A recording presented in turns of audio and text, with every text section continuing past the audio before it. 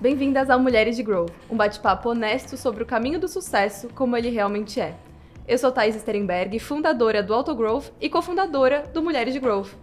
Eu sou a Duda Pascoal, sou Growth Manager e também especialista em Growth e também co-founder do Mulheres de Growth.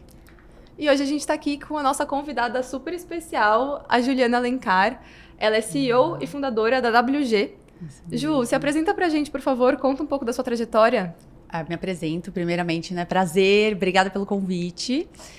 Como você mencionou, eu sou a Ju Alencar, CEO da WG, que é uma garagem de inovação e cultura, que a gente prepara as empresas para sobreviverem hoje e existirem no futuro. A gente tem muito forte a tese aí de educação, principalmente transformação cultural como sobrevivência do negócio. Contando a minha trajetória, eu acho que dificilmente, assim, acho que se a gente, na verdade, cavar um pouquinho, acho que a gente consegue entender muita sinergia e muita coisa, acho que já estava presente na nossa vida, na nossa personalidade até, a gente só não reparava. Eu falo que a minha trajetória começou na infância mesmo, assim, sabe? Com o meu jeito de ser, de muito curiosa, muito criativa, mas aquela coisa de o que tem aí por trás, sabe? A garota do porquê, eu tenho certeza que eu vou pagar vai vir, assim, um karma, sabe? Assim, com os meus filhos. Mas por que isso, por que aquilo? Tipo, chegava na casa dos amigos dos meus pais, falava, tem um, sei lá, um sofá verde e um quadro que combinava. Falava, mas o que veio antes? Veio o sofá ou aquilo? A boneca da Branca de Neve, sabe? Eu cavava o olho pra saber o que tinha atrás, que você passava água quente e fria, ela abria e fechava o olho. Sempre muito expansiva, assim, eu sempre gostei muito de pessoas, eu sempre tive muita curiosidade. Só que essa parte criativa, né, como um todo, eu acho que naquela época o que mais abraçava era marketing, né? Você estudar marketing, você trabalhar com marketing, eu fui para essa linha. Aí eu trabalhei em agência. E aí quando eu trabalhava em agência, eu até tocava algumas contas ali do Second Life, que era o antigo metaverso, né? Que enfim, foi embalado ali no metaverso e falei assim, não, já trabalhei com Second Life. Eu sei que isso entrega um pouquinho a idade, né, gente? Mas enfim, Second Life, estávamos lá. E aí foi quando uma amiga minha trabalhava na Mil e falou, Ju, a Mil tá criando uma área de inovação com uma galera toda doida, criativa, que tem a tua cara. Você quer que eu te indique? E aí foi bem na época que eles estavam lançando, né, os primeiros iPhones e tal, e as empresas estavam começando a se movimentar quanto a isso. Falei, nossa, inovação, que diferente, não, eu quero sim.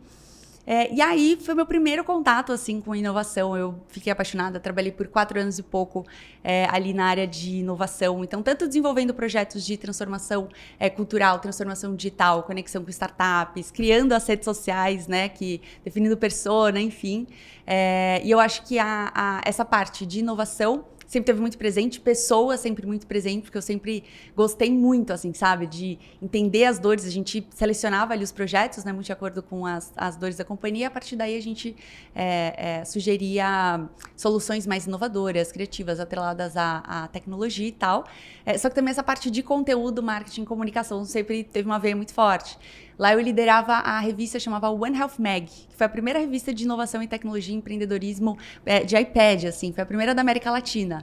E que foi super legal e que eu era apaixonada, assim, então de entrevistar as pessoas. Tinha uma produtora, né, de conteúdo que era uma parceira, mas eu era responsável ali pela revista.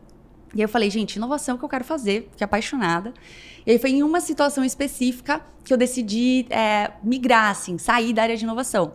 Foi quando a gente estava atendendo uma demanda de um problema num pronto-socorro, né, na rede assistencial ali, falou, poxa, tá demorando muito para atender, olha isso, muita gente na sala de espera, tiravam foto, colocavam nas redes sociais, aquele rolo. E a gente foi, treinou os médicos, mudou o sistema, né, colocou a tecnologia, mudou até a ordem, fez tudo, nada resolvia. E a gente foi, pegou a mochila, foi no pronto-socorro para entender o que acontecia ali, né, o que estava acontecendo. E aí a gente perguntando para as pessoas, poxa, por que você tá aqui, né? Você tá doente, está há muito tempo e tal. Falou, não tô doente, é meu familiar. Não, é meu familiar. E o que a gente descobriu ali em campo? Que naquela região específica era uma questão cultural em que a cada uma pessoa que ficava doente, 5 familiares iam acompanhar aquela pessoa no pronto-socorro. Então, não era sobre investir em inovação para ser mais rápido, o pronto atendimento. A gente tinha que investir em sofá, biscoito, café, TV, para acolher todo mundo. Então, aquilo me marcou muito, sabe? De trabalhar com dados, a gente fala, né? Dados é tudo, futuro. E ali foi um uma quebra mesmo, sabe? De paradigma pra mim, não. Nada, os dados são muito fundamentais, mas é muito importante a gente passar a mão no telefone. Eu falei, poxa, desse lado da mesa, eu acho que eu tô perdendo alguma coisa. Eu tive esse sentimento. Eu quero muito ir pra uma área que eu tenha um contato próximo com as pessoas pra eu entender o ser humano, como ele funciona. E aí eu falei, pô, vou para a área o quê? De atendimento, comercial. Aí as coisas, elas foram acontecendo, acabei indo pra área comercial. Caí de paraquedas ali na XP para a criação de um produto interno, mas muito com relacionamento com os assessores e fornecer esse produto, né, pros clientes. Então, assim, foi muito legal mesmo, uma experiência muito rica e muito importante, né? Eu acho que todo mundo tinha que passar ali um pouquinho, tinha que vender alguma coisa alguma vez na vida, porque, nossa, o aprendizado que a gente tem com resiliência, enfim. Eu tô encurtando, tá, gente? Porque na fase jovem eu fiz um monte de coisa também. Comecei a trabalhar super novinha. E aí, quando eu tava lá na XP, eu conheci os sócios da Startse. E aí que alguns já estavam saindo, que eles eram na época investidores, né? Da Startse e tal. E um tinha saído, que era até meu antigo líder. E num café com ele tava dando a volta ao mundo. Aí quando ele passou no Brasil, eu falei, cara, e aí, o que você tá fazendo? Ele foi contar sobre as fintechs que ele tava investindo e também sobre a Startse. E aí eu fiquei encantada, assim, não entendi o que a Startse faz. Um monte de gente até hoje não entende o que ela faz. Aqui. Eu fiquei apaixonada, assim, pelo propósito que eles tinham, pelo o que eles estavam se propondo fazer no Brasil. Então eu falei, olha, eu não sei se vocês estão procurando alguém, enfim, se tem alguma vaga, mas, pô, eu tenho uma experiência em inovação e tô louca pra voltar, assim, sabe? Eu quero muito ter esse contato. E ele é gaúcho, né? Ele bate, falar aqui com meu sócio e tal. Aí conversou, gente, eu sei que deu certo. Fui pra Startse. E lá eu tive 2 atuações. Uma na área de inovação corporativa. Então eu desenhava projetos de inovação para grandes empresas. Então Nestlé, Carrefour, Centauro, Banco do Brasil, MSD... Enfim, várias cooperativas e tal. Eu desenhava projetos de inovação muito focados na transformação ali da liderança, preparação das áreas de inovação, de comitê de inovação, tese, enfim, estruturação.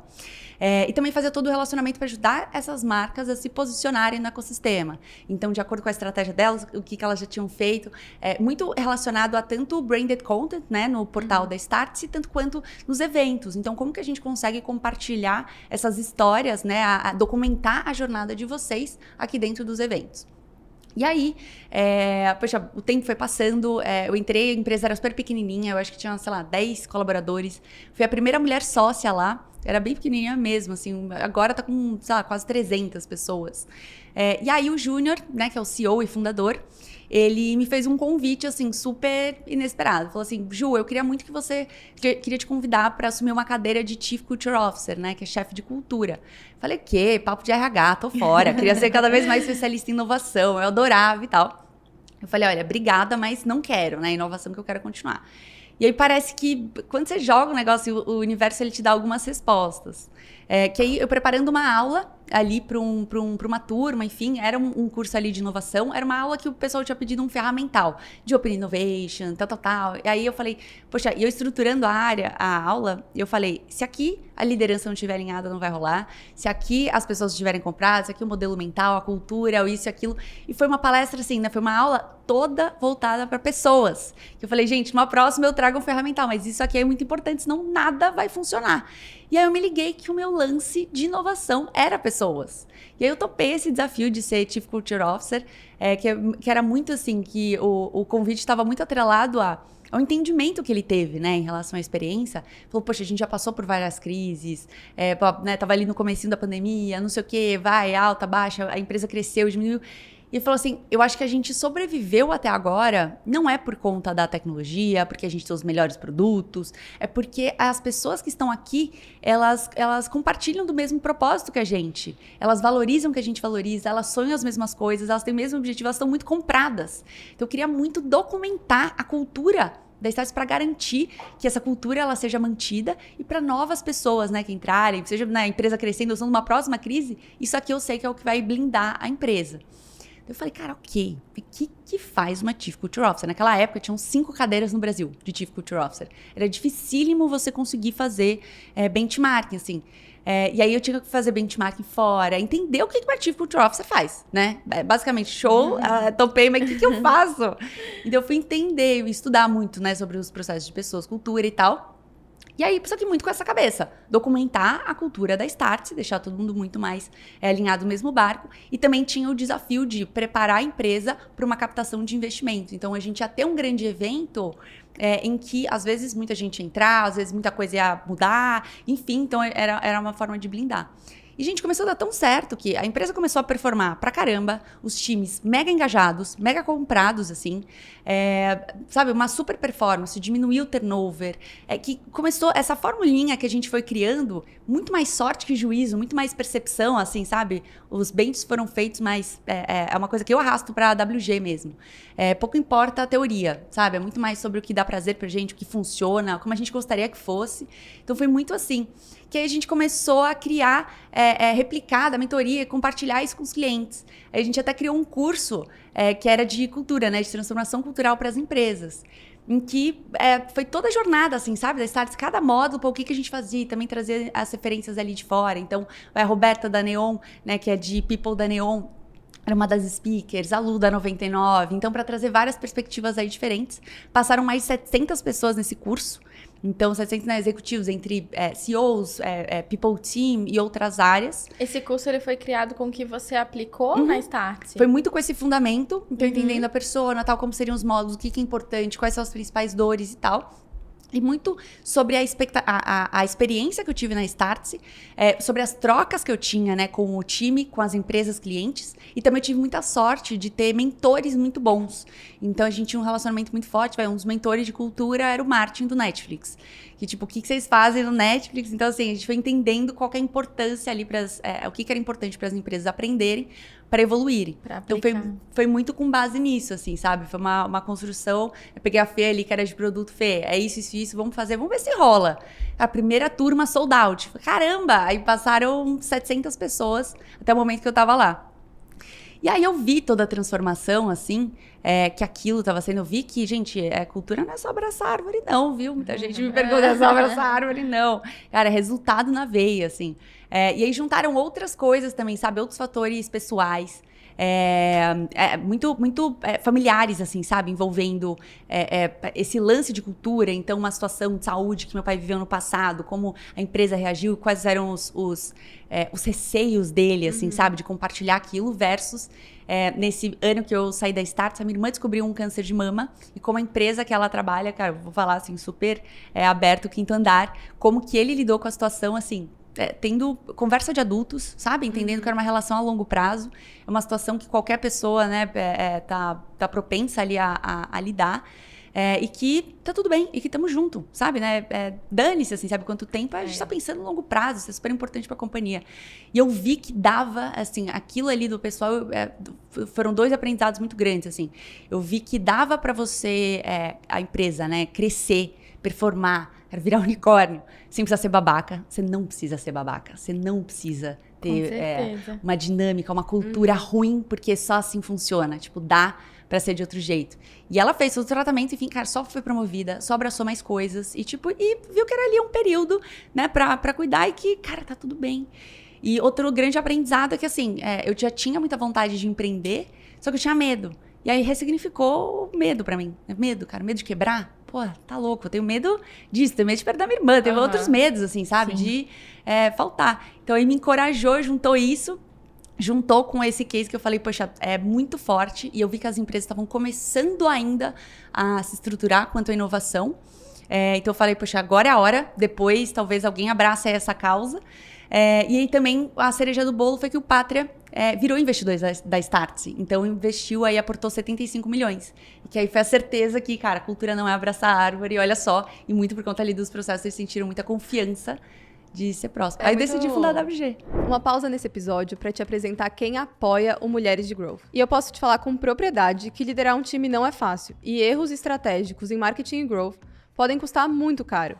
Pensando nisso, o GLA, nosso apoiador, criou o GLA Empresas, um produto que é um mix de desenvolvimento de lideranças e equipes, consultoria de growth e conexões valiosas. O GLA vai entrar no seu negócio, entender como ele funciona e te ajudar a explorar as suas principais alavancas de crescimento. Com um plano de ação robusto, você vai criar planos de desenvolvimento para os líderes, para o time e ainda vai poder estabelecer conexões de negócio estratégicas com grandes nomes do mercado de marketing e growth. E pode ter certeza, por um investimento que vai caber tranquilamente no orçamento do seu ano. Acesse o link aqui na descrição para conhecer. Agora eu quero te contar sobre o Market Masters, um dos programas de mentoria mais completos em análise de dados para growth da América Latina, desenvolvido exclusivamente para profissionais de marketing e growth que desejam transcender o superficial em dados. O curso se destaca pela ênfase real em growth, oferecendo cases aplicados e mais de 130 aulas completas, desde fundamentos analíticos até modelos avançados e experimentação. Aproveite também mentorias e encontros, plantão de dúvidas, aulas especiais com renomados profissionais da área, tanto no Brasil quanto no exterior. E como bônus especial, as mulheres de Growth têm um desconto exclusivo de 10%. É só escanear o QR Code aqui na tela ou clicar no link da descrição e prepare-se para elevar suas habilidades analíticas. E eu também quero te apresentar a Fester, uma plataforma de design por assinatura que nos ajuda a fazer os designs aqui do Mulheres de Growth. Se você busca mais produtividade e performance para sua equipe, vale a pena repensar como você produz as suas peças e criativos para suas campanhas. Para conhecer mais sobre a Fester, acesse aqui o link na descrição. É muito legal que você vai contando sua trajetória e você vai trazendo vários pontos da sua personalidade, da sua vivência, da sua história para moldar a sua carreira. Perfeito. Né? Quando eu criei o Autogrowth, que é uma metodologia que olha para princípios do growth hacking para alavancar a própria carreira. E um dos meus conceitos principais é você olhar para sua trajetória e pelo seu perfil, né, para as coisas que você gosta, para as suas paixões, para as coisas que você faz bem, e moldar a sua carreira a partir disso. E na sua fala, você traz isso muito presente, né? A sua curiosidade desde pequena, a forma como você se comunica, como você gostava de vender, entender as coisas. E quando a gente fala de cultura e inovação, não é uma carreira que você faz faculdade, né, de inovação e cultura. Sim. Não é uma carreira que está tão clara para trilhar e traçar. Mas, ao mesmo tempo, sua carreira é muito única, né? E você conseguiu trilhar uma carreira de sucesso numa área que não é assim, hoje eu quero trabalhar com inovação, deixa eu ver que curso que eu faço. Sim. Não é tão claro assim, né? Sim. Como que você até enxerga essa questão de... Você começou no marketing, aí você foi para cultura, daí você foi para inovação, depois você trouxe cultura e carrega esse lado de pessoas.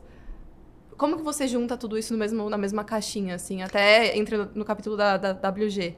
Não, eu acho assim, é uma união perfeita. Porque uma questão que eu sentia mesmo no mercado, trocando com pessoas de RH, é que muitas vezes os RHs, né, os responsáveis ali por people das empresas, eram muito desconectados com o negócio.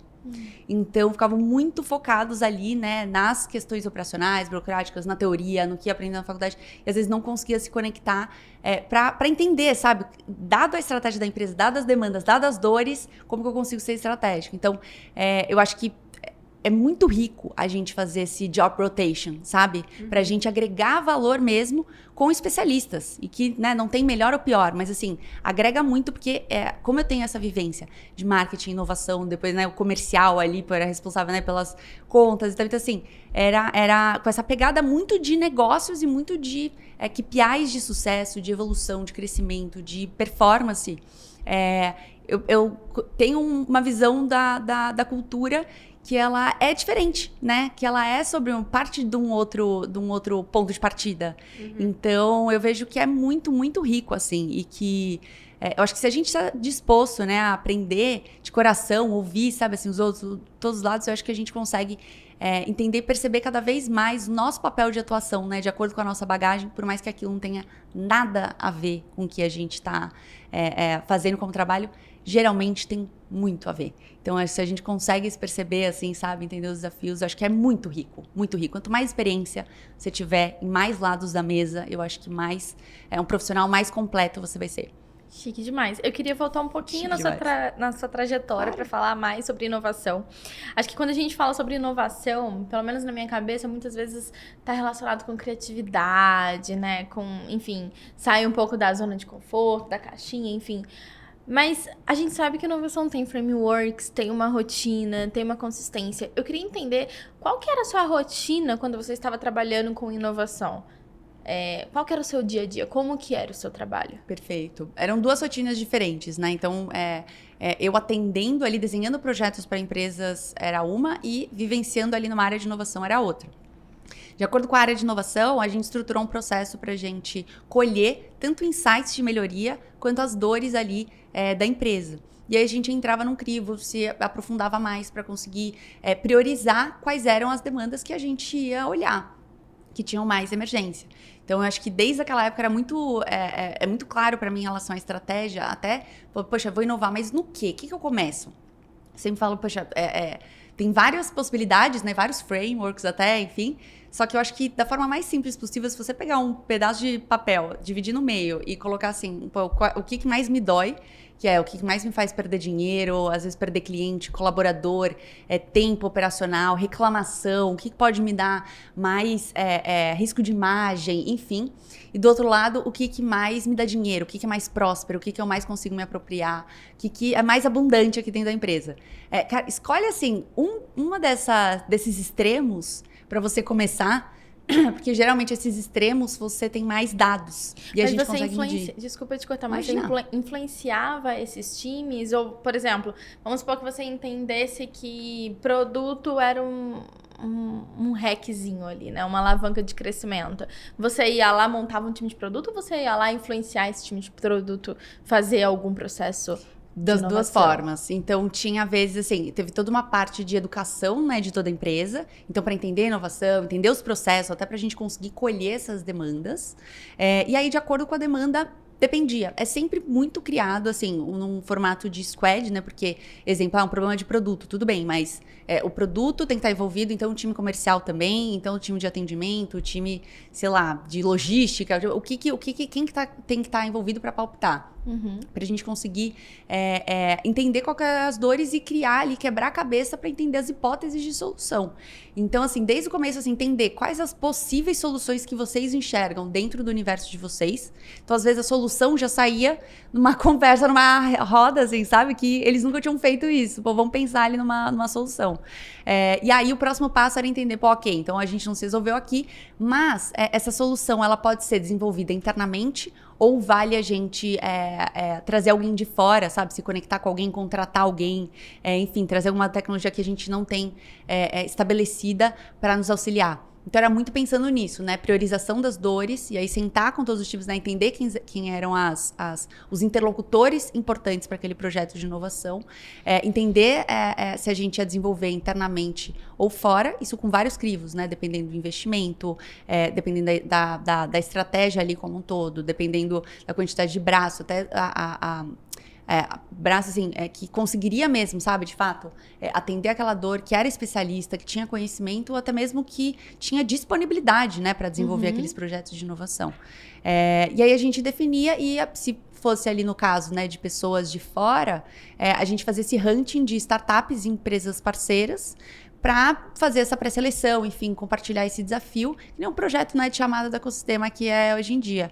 E aí, para a gente conectar a demanda ali da empresa. E aí resolvia. E aí isso aqui é uma coisa que era muito importante. A gente conseguir mapear os indicadores desde o início, pra gente conseguir tirar uma foto, e depois a gente fazer um acompanhamento, até conseguir entender, sabe, numa timeline, quando que a gente conseguiria medir realmente o avanço, ou se não, se foi um aprendizado, né? Poxa, foi uma aposta ali, uma hipótese de caminho que não teve sucesso. Mas esses acordos mesmo coletivos. No paralelo a isso, a gente conseguia entender até com outras diretorias, com o CEO, com, sabe, assim, o máximo de lideranças possíveis, para entender se aquilo de fato era uma dor e deveria ser priorizado. Porque senão a chance daquele projeto de inovação ir para o ralo seria gigantesco.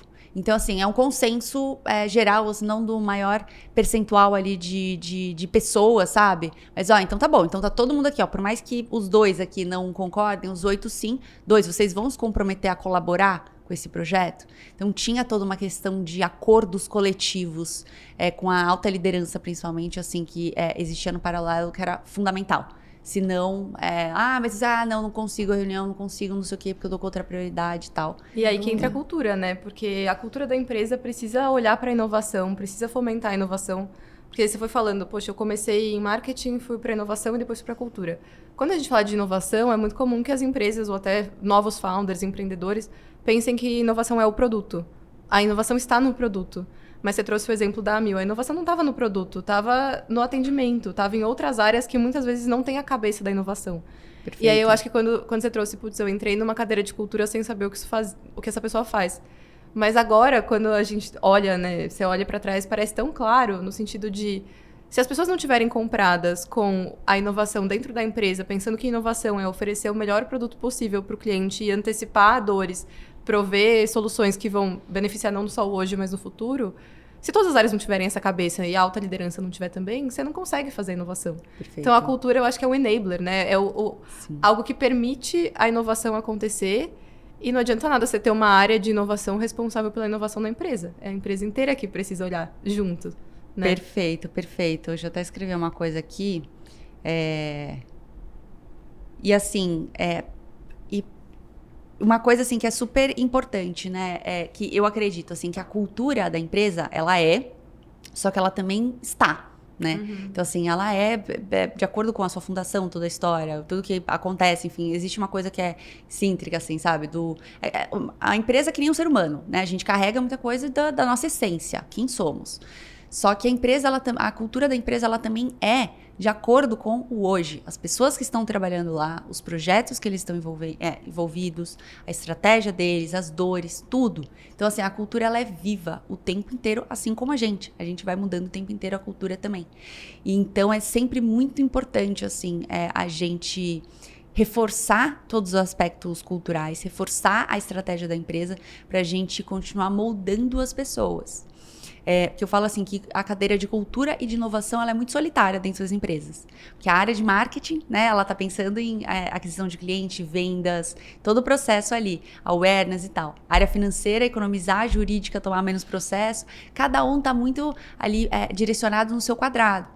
Inovação e cultura tem quase que atravessar todo mundo ali, né? Então é uma briga que eu falo, assim, a cadeira de inovação e cultura é um duplo sentimento de que não tem que ter, porque a cultura da empresa e inovação tem que estar vivo no dia a dia. E ao mesmo tempo tem que ter alguém sendo guardião disso, senão a chance de se perder é muito grande. E quando a gente começa, assim, sabe, consegue avançar, entender muito mais o que é inovação pra gente, porque, que nem você mencionou, inovação pode ser, sim, produto, só que tem vários tipos de inovação, né? Às vezes, é inovação no próprio modelo de gestão, né? Então, o que você está inovando? Tô colocando aqui, sei lá, mais processos, mais ferramentas, mais tecnologia, novos reconhecimentos, enfim, sabe, criando células, eu estou operando agora muito mais por squad. Então, enfim, estou inovando tudo que faz ali no seu dia a dia, né? A forma de trabalho, enfim, processo seletivo e tal. Às vezes é inovação de produto, né? Que é as áreas de P&D, que já existem há bastante tempo. Então, melhorar o que já existe, mas não criar produtos mais que estejam atrelados ainda ao core business, né, da empresa. Mas tem outros tipos de inovação, como exemplo de novos modelos de negócio. Trazendo o exemplo, das Casas Bahia. As Casas Bahia sempre vendeu, foi uma varejista, né, e tal. E aí as Casas Bahia começou a vender iPhone. Aí você fala, poxa, então ela criou um novo modelo de negócio? Não, ela é varejista que só um novo produto ali inserido. Só que além do iPhone, ela começou a criar seguro do iPhone, vender seguro do iPhone. Então, além de competir com outras varejistas e operadoras, enfim, ela começou a competir com seguradoras. Então, a inovação em novos modelos de negócio, né, dentro das empresas é um tipo de inovação. E por último, a incremental, que às vezes não está atrelado a um novo modelo de negócio, né? Às vezes como pelo menos o ponto de partida. Só que é muito incremental para melhorias contínuas, né? Então, que pode ser, eu gosto de dividir, sabe? O para fora de casa, então tudo que envolve cliente, seja logística, contrato, sei lá, atendimento, então vou colocar o chatbot, a logística agora integrada com, sei lá, log da vida que consegue acompanhar, rastrear, tal, ou se não questões internas, às vezes de sistema, às vezes o RH, a forma processual, tudo que é interno ali dentro de casa. E é um tipo de inovação. Então é muito importante, assim, sabe, a gente ter clareza disso tudo, sabe, navegar e criar cada vez mais repertório pra gente ter mais claro que inovação pode ser um monte de coisa, um monte de coisa. Parece muito com growth, né? Porque growth também é meio horizontal. Quando você estava trabalhando com inovação, você tinha um setor de growth em paralelo? Você abraçava as alavancas de crescimento e todo esse framework de growth também? Ou não tinha? Ou era inovação e inovação era responsável por isso também? Como é que funcionava essa estrutura? Então, as áreas de inovação antigamente, ainda muitas funcionam assim. Elas respondem para marketing, né? Respondiam ali para marketing. Que era basicamente a galera que é de camiseta, falou assim, bom, o que mais tem a ver, né? Vamos aqui para marketing, depois da parte de criatividade, comunicação, enfim. Então era mais para lá. Growth não era tão falado naquela época. Então, assim, não estratégia de growth mesmo, não era muito mais um institucional, muito mais uma comunicação, era muito mais um marketing mesmo tradicional. Mas hoje as áreas de inovação elas foram mudando. Algumas, dependendo da estratégia da empresa, respondem para áreas de tecnologia, áreas de people, áreas de produto. E aí muitas para áreas de marketing também, ou growth, né, como um todo. Então depende um pouco. Então assim, em relação ao framework, não tinha o framework de growth, porque, enfim, tem um tempinho já isso, gente. Você foi falando, eu fui lembrando da época que eu trabalhei na Nestlé e estava começando a área de transformação digital. Que hoje em dia, provavelmente... Eu Nestlé. Fiz o Nestlé Beyond, ali a captação de startups para a Nestlé. Então deve ter sido uma época parecida, porque eu não estava nessa área, eu trabalhei sempre com marketing, mas era uma área que, tipo assim, como que a gente vai chamar? É transformação digital para uma empresa que são bens de consumo que vendem no varejo físico. Eu, na época, até montei a primeira loja online da Nestlé no Uber Eats, que era um jeito, tipo, um varejo direto, né, para você comprar digital fora dos e-commerces de farma, de mercado que já existiam, mas era um varejo direto. E, isso é inovação de experiência de compra, né? Eu trabalhava com nutrição infantil e a gente pensou, poxa, a mãe com certeza vai gostar de poder pegar o celular dela e comprar o leite quando acabou, porque ela tá com o filho em casa sozinha e não vai conseguir ir até o mercado ou a farmácia sem o filho. É muito mais prático você poder pedir direto na sua casa. Então, já tinha um pensamento de mudar a experiência de compra do cliente, já tinha um pensamento de transformar e usar a tecnologia a favor da inovação, que eu acho que é muito o que você fala quando você traz essa questão do futuro. Né? Claro que eu estou falando aqui de muitos anos atrás, mas hoje em dia essa questão da tecnologia ser o viabilizador da inovação, pensando no que vem no futuro, eu acho que continua. Sim. Mas eu queria trazer um ponto adicional a isso, que é, muitas vezes, poucas pessoas da empresa já entendem ou já têm essa cabeça, e outras não têm, muito como pelo que você falou, pelos silos que tem dentro, né? Tipo, tem o jurídico, tem o marketing, tem a área de produto, a área de tecnologia, né? A área de engenharia, muitas vezes. Como que você enxerga que a educação interna das empresas auxilia a cultura, pensando que provavelmente você capacitar, você educar os times internos é o que vai viabilizar essa criatividade que vem com a inovação, né? Essa criatividade de, há muitos anos, a gente pensar, poxa, deixa eu pensar com a cabeça do cliente, acho que a mãe vai gostar de comprar o leite no aplicativo, vamos testar e vamos angariar parceiros. Mas nem toda empresa estava comprada com a ideia. Perfeito. A empresa estava pensando em vender para o varejo, que era da onde saiu o retorno ali principal, né? Então, como que você enxerga a educação pensando em viabilizar também a inovação e até usar a cultura como uma forma de educação interna dos colaboradores? Não, perfeito. Antes, eu até escrevi aqui, tá? Para não esquecer a sua resposta. Mas, eu sou muito grata à Nestlé, tá? Eu tenho um carinho super grande, Nestlé, tamo junto. E por quê? Eu fui chamada para ser... A Nestlé, assim, ela mudou muito a minha cabeça em relação a impacto que eu queria, assim. Das descobertas na vida, a Nestlé foi uma super responsável. Eu fui chamada para ser jurada dos programas de inovação deles. E eu falei, que legal, né? Vou lá e tal. Até uma amiga minha que trabalhava lá falou, Ju, é você? Tá aqui, eu tô te vendo aqui. Né? Eles estavam compartilhando ali, fazendo uma live e tal.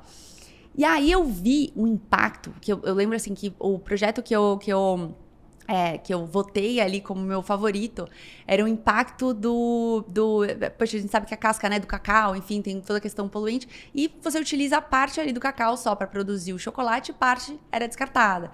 E aí o time, ele deu uma sugestão de transformar a casca do cacau em lenha para as pizzarias, em carvão, em várias coisas para reutilizar, e também era uma forma de baratear o custo dessa matéria-prima para esses empreendedores. Então tinha um impacto na cadeia assim, gigantesco, e tirando a pegada de carbono, que era uma coisa assim assustadora. E aí um outro projeto também envolvendo a otimização logística, e só da gasolina que eles iam economizar. Gente, mas eu sei que assim, o aprendizado para mim foi a Nestlé, né, como exemplo, assim como outras empresas muito grandes, assim, são muito grandes. Então, quando se dispõe a fazer isso, tem um impacto no Brasil, no mundo, na sociedade gigantesco. E que ali eu falei assim, eu quero trabalhar com o corporativo. Eu só quero trabalhar com o corporativo. Pelo impacto que ele me gera, sabe? Então, nas ações que eu fizer, tirando a quantidade de colaborador que tem ali, são os parceiros de negócio, a sociedade, o meio ambiente, enfim. Então, foi nesse evento específico que eu fui convidada pela Nestlé para ser jurada. Então, sou muito grata a você, Nestlé. E aí falando sobre a sua pergunta, né? Como trabalhar essa questão de educação, né? Para todo mundo estar comprado no mesmo barco. Eu acho que é uma questão da gente incentivar essa evolução do ser humano como um todo, sabe? Despertar mesmo o senso de curiosidade, senso de dono, assim, sabe? Também, mas mais que dono da empresa, cara, sinceramente, dono da tua vida. Sabe, assim, é o senso empreendedor que eu falo, que é mais um hábito empreendedor de que como você lida com todas as relações que você tem na sua vida e como você lida com a sua vida. Eu falo que é um hábito empreendedor de, você tá sentado no sofá, tocou o interfone e chegou o iFood. Se a pessoa que fica ali, sabe, assim, ou não levanta, fala, não, então tá, deixa que eu pego, deixa eu resolver. Então, é muito mais sobre o protagonismo, assim, sabe, da vida, de não só perguntar o que a empresa, meu amigo, meu marido, meu, sei lá, sociedade, governo, país, mundo pode fazer por mim, mas o que eu posso fazer também, sabe, assim, pelo mundo, liderar dessa forma. Só que ser também um eterno aprendiz, né, pra você descobrir, ser curioso, sabe, assim, do lance ali muito de curiosidade. Só que passou já a primeira barreira da andragogia, sabe, já entendeu ali a importância. Então, eu acho que é muito trabalhar fortemente esses soft skills, né, que quando eu falo da andragogia é uma questão que é super importante, né, pro adulto. Então, para ele, diferente da criança, né, vocês conhecem um pouco de andragogia? Acho que é legal explicar para todo mundo entender. Claro. Andragogia é diferente, né, de pedagogia. Pedagogia é para criança. Então, quando você vai ensinar para criança alguma coisa, vai contar uma novidade, ela já parte do princípio que ela sabe muito mais, que você sabe muito mais do que ela, então ela está sempre de coração aberto, então a chance dela aprender, o modelo mental ali é muito mais fácil. O adulto, ele parte, assim, sabe, de uma premissa de me prova por que eu preciso aprender aquilo e depois eu te falo se eu vou abrir meu coração para aprender. Ele está muito mais orientado à tarefa. Então, se ele não identificar que o que você está ensinando vai resolver a vida dele de alguma forma, sabe, vai ser útil para a realização de tarefa, para ele ganhar tempo, ganhar dinheiro, economizar dinheiro, estar mais tempo com a família, ter saúde, se reinventar, ser mais próspero e contínuo, sabe, a longo prazo na sua carreira, enfim, ele dificilmente vai conseguir absorver aquilo. Então, as empresas, elas lidarem, né, com a andragogia de uma forma muito séria para conseguir romper essas barreiras, sempre capacitar, o tempo inteiro. Fala assim, mas quando que vai fazer um treinamento de inovação? É assim, nunca pode parar. Então, é uma coisa contínua o tempo inteiro para oxigenar, para continuar despertando, porque, gente, assim, tudo muda muito rápido. Eu estava conversando essa semana com um exemplo, assim, daquela startup, esqueci o nome agora, que é a concorrente do ChatGPT, uma startup francesa, que em 4 meses ela captou 150 milhões de dólares, em 8 meses ela captou... Em 4 meses, 150 milhões de dólares, depois ela captou mais 480 milhões de dólares. Em menos de um ano, que ela foi fundada em 2023, ela vale 2 bi, tem 22 colaboradores. E o que o ChatGPT gastava, sei lá, se eu não me engano, o número pode estar completamente errado, tá? Mas coisa de quase 200 milhões para treinar ali o seu algoritmo, ela conseguiu treinar o dela com 50 milhões. Então, assim, só que eu falei, poxa, mas aí antes essa startup tinha feito um acordo com o Google, né, para utilização ali do cloud, para algumas características, e aí, antes de ontem, anunciou uma parceria com a Microsoft. E eu perguntando pro meu amigo, eu falei, mas uma parceria então exclui a outra, sabe? Ela deixou de ser parceira do Google? Ele falou, não, depende. Eu também não tô conseguindo acompanhar, eu tô indo pro Vale agora, talvez eu consiga entender um pouco mais o que tá acontecendo. Então, assim, é tudo muito rápido. Isso tudo eu tô falando em menos de 8 meses, essa quantidade de coisa, e ninguém sabe explicar exatamente ali no detalhe. Isso aqui esteja acompanhando muito. Então, assim, é uma educação contínua. E sobre a empresa fazer o papel dela, incentivar essa andragogia para também cada um ali fazer o seu papel muito forte. Só que só a educação, sem essa cultura envolvida, que aí é a cultura que envolve várias coisas, né? E principalmente, eu acho que a comunicação e também os incentivos pessoais ali das pessoas são super importantes. E quando a gente fala sobre incentivos pessoais, e ainda em muitas empresas a gente defende que poxa, as pessoas elas não têm um modelo mental, olha só, não são inovadores, que, sei lá, dinossauro, que isso, que aquilo. Só que você fala assim, cara, o que a pessoa vai ganhar sendo inovadora? Ela vai ganhar R$1? Não. Mas se ela mandar bem na área dela, bater as metas, ela vai ganhar mais? Vai. Então, assim, cada um trabalha antes para si, depois para qualquer empresa, entendeu? E todo mundo, né? Você falou que estuda ali os incentivos e tal. Cara, todo mundo tem sonho, seja para comprar apartamento, viajar, casar, sei lá, qualquer coisa. Dar volta ao mundo. Então, qualquer coisa, qualquer atitude que ou prejudique os sonhos, ou ele perca tempo ali, sabe? Assim, em questão ali dos sonhos, provavelmente ele não vai fazer muito.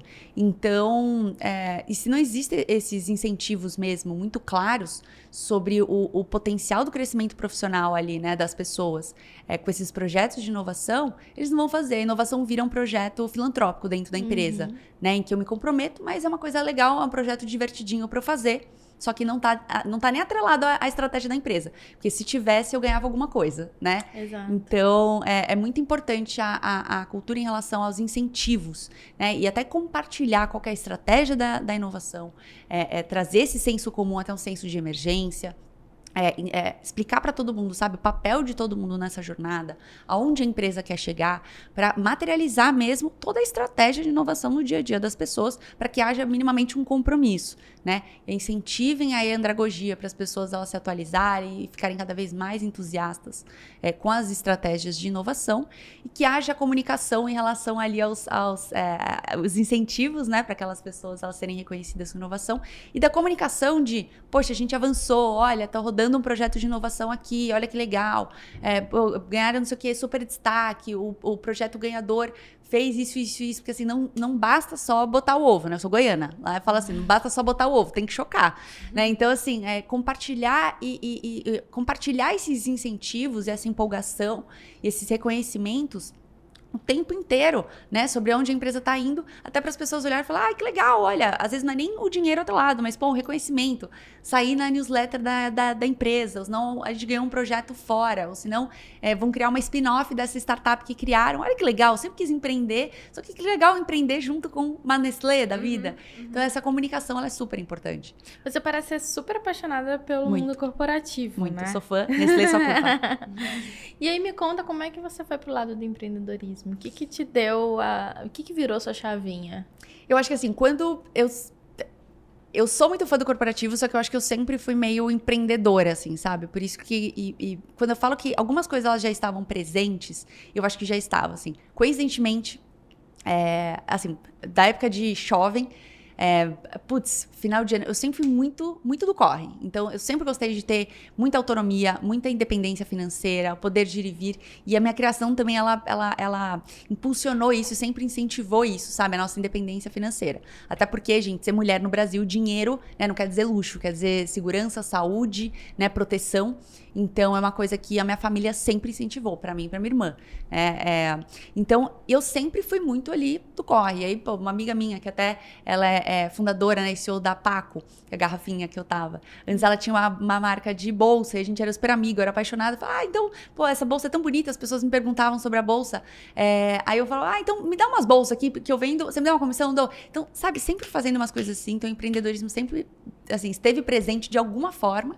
E a minha jornada toda, eu geralmente trabalhei com projetos em fase early stage. Então, a construção da área de inovação, a construção desse produto específico dentro da XP, depois a construção da área de inovação corporativa dentro da Startse, Chief Culture Officer. Então, assim, era sempre muito uma folha em branco. E eu não entendia, eu não tinha essa percepção o tanto que me motivava construir do zero. E meu papel de atuação muito forte era isso. Depois que ele estava pronto, depois que o projeto estava pronto, poxa, eu tenho um papel de atuação ali, né, de organizar as coisas, mas de incentivo mesmo do criar do zero. É aí que eu mando muito bem. Então, a própria evolução, sabe, assim, da Startse foi ganhando corpo, foi amadurecendo, né, foi tornando mesmo, né, uma grande companhia, até mesmo com o investimento do Pátria. Eu ia mudar muito a governança, né, a mudar ali muitos incentivos. Eu falei, poxa, não, aí virou uma grande empresa. Então, não, para mim eu quero a confusão de novo. Eu quero todo mundo perguntando onde que tá na pasta que tá, qual que é o link, aquela coisa toda que eu amo. Eu infarto por dia, o olho fica aqui, mas eu amo.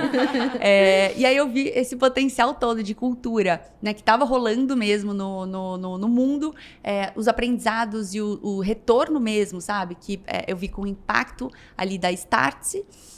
Toda a questão ali que eu comentei, né, familiar, de mudar ali a minha relação com o medo. Eu falei, poxa, não é agora, eu quero empreender, é agora que eu vou empreender, sabe? Eu não posso deixar para amanhã, porque às vezes o amanhã nem chega, né? Então, assim, quero me realizar, entrei na vibe da vida, falei, cara, eu quero empreender, e aí eu quero ter como clientes o B2B. Então, sempre muito fã, mas tendo eles como parceiros, entendeu? Daí foi isso. Bom demais.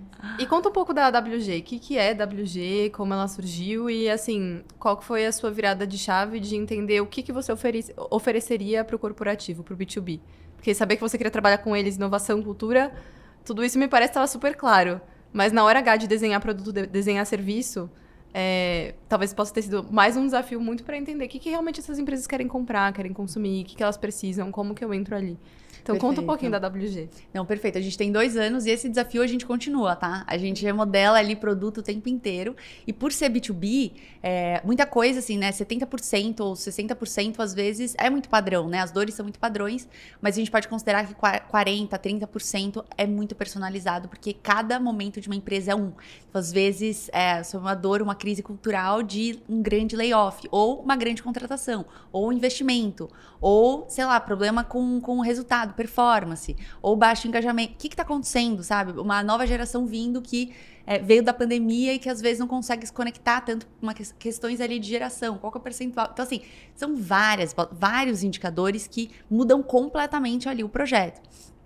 Mas na hora ali de criar a WG, eu falei, poxa, olha, pelos aprendizados, sabe, que eu tive dentro aqui da Startse, na área de inovação, né, da Mil, com os retornos ali dos cursos e até as conversas que a gente tem, poxa, eu acho que eu consigo estruturar algumas coisas, alguns caminhos de hipótese de solução.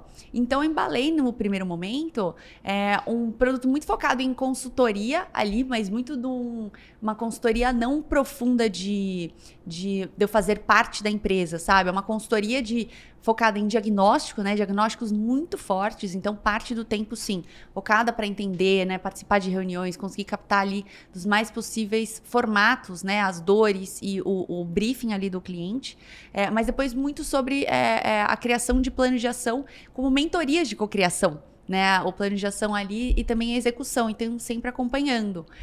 Muito, porque assim, eu sou então não ia conseguir estar imersa dentro de uma empresa, e eu sempre entendi que que não teria problema nenhum eu ficar imersa numa empresa, só que eu sempre entendi o meu valor me conectando com várias. Eu conseguia ajudar muito mais as empresas se eu não estivesse imersa nelas, e sim aumentando cada vez mais o meu repertório com outras empresas para oxigenar umas às outras, assim. Então, falei, essa parte aqui de consultoria, né, seria super legal e também funciona muito. Então, em relação à jornada do colaborador, vamos entender as dores, sabe? Por onde a gente começa e até mesmo estruturar essa cultura. E aí, a outra questão de educação, porque eu já era professora, já era palestrante, essa veia de educação, né, da Startse, eu falei, pô, eu tô saindo, mas eu quero muito vocês como parceiros. Então, e é uma coisa que eu acredito. Tipo, gente, educação é tudo. Sabe assim, eu acho que, sei lá, quantos por cento mesmo, assim, a gente conseguiria evoluir em várias frentes da nossa vida, empresa, sociedade, tudo, assim, no mundo, se a gente se educasse mais, sabe? Se buscasse ali, se desenvolver mais. Então, é uma coisa que eu sempre quis trazer. Então, a gente começou com... A gente, né? Eu falo a gente do lado. Eu comecei porque era só eu mesmo, né? Ali com essas duas frentes. E a gente foi se entendendo, sabe, ao longo do caminho, até entendendo assim, poxa, o que mais faz sentido, o que não, vamos ajustando ali até a narrativa ali dos produtos. E a gente foi entendendo também quais eram os incentivos das empresas. Então, para não ficar fechado, um monte de gente fala, poxa, então a WG é uma consultoria. Eu falo, cara, não é uma consultoria, porque também tem a parte de inovação, também tem mentoria, também a gente ajuda em outras frentes, sabe, assim, de incentivo, que não é uma coisa, não é outra, assim, talvez uma future tech, mas a gente fala que a gente é uma garagem de inovação e cultura, né, para as empresas que elas querem tanto sobreviver hoje e existir no futuro. Então, que é muito focado em eficiência operacional, sim, né? Fala assim, o sonho delas, né? Até de inovação, às vezes é uma coisa mais a longo prazo. Então, o sonho é daqui X tempos, X anos, né? Chegar até, sei lá, daqui até a Bahia. Eu tô de carro, quero chegar daqui até a Bahia. Só que se eu não tiver gasolina para até Campinas, eu não vou conseguir chegar até a Bahia. Então, olhar no curto prazo é muito fundamental. E a gente já vem toda a movimentação também do mercado, né? Juros, enfim, tudo que está acontecendo. Então, olhar hoje é muito importante. Então, a gente ajuda essas empresas tanto no hoje quanto no amanhã. E muito com a tese de cultura, né? Então, transformação cultural, disseminação cultural, entendimento cultural, né? Porque você fala, pô, vou disseminar qual que é a cultura. Tá, mas você sabe qual que é a cultura da sua empresa? Geralmente não. Isso é tão sério, isso é tão vivo, é tão presente em todas as empresas, assim, sabe? Do Brasil, principalmente. Eu vou te dar um exemplo. Eu tava vendo uma live com o CEO de uma grande empresa, né? Uma grande corretora de investimento. Aí perguntaram assim, o que é esse valor, sei lá, valor que é... escolhe um valor, fala um valor qualquer. Não, valor de empresa, assim, sabe? Sei lá, people first, ou... Transformação, sabe? Sempre transformadores, somos transformadores, sei lá. Famintos por conhecimento, transformadores. O que uma pessoa que é transformadora, como ela se comporta no dia a dia para você? E aí o CEO respondeu, para mim, uma pessoa transformadora se comporta assim, assim, assim. E aí, se é questão de opinião, cara, ferrou. Assim, fudeu, pode fazer um pé. Porque o entendimento, se eu falar para uma pessoa transformadora, se a gente perguntar para cada um de nós três aqui, a gente vai ter uma visão diferente. Então a regra não tá clara, a cultura da empresa ela não tá clara. Ela é relativa, ela é subjetiva. Então esse trabalho de entendimento cultural, assim, ele é fundamental para você conseguir comunicar, para conseguir disseminar a cultura, para conseguir entender até quem tem fit cultural ou não. Que a chance da gente falar, fulano tem fit cultural, mas é de acordo com as coisas que eu gosto, não é a minha personalidade, que vai me proteger como profissional, é gigantesco. Usar a cultura só pra justificar algo que, né? Exato. Então, assim, onde não tá organizado, toda a regra vale, entendeu? Exato.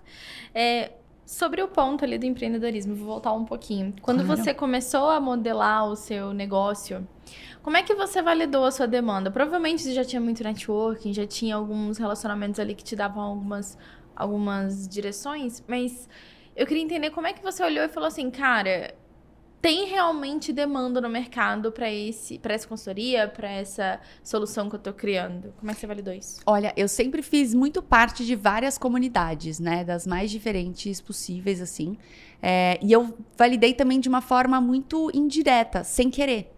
Quando eu assumi a cadeira de Chief Culture Officer, o Beto, que era o head de conteúdo lá da Startse, falou assim, Ju, você tá falando umas coisas, trazendo uns conteúdos, uns insights que a gente não fala. Vamos criar um canal de cultura?